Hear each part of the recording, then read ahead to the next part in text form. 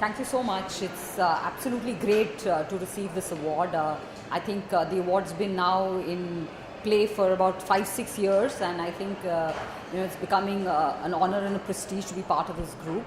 And it's always nice to be recognized for your work, so I think it feels great.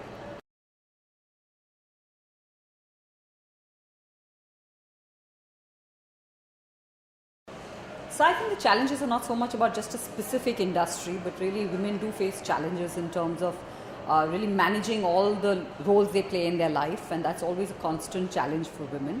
But I think at work specifically and from a career perspective, I think the main challenges women face is they don't end up in some of the tough operational frontline leadership roles.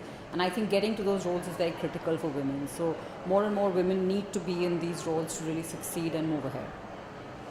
Yeah, I think often women just tend to shy away from these kinds of roles, shy away from being in the limelight, shy away from leadership positions. So I think just sort of sometimes it's both perceived commitment on time, or in some cases even self-doubt about standing up and being in roles like this. So I think just breaking those shadows and shackles will be useful to women.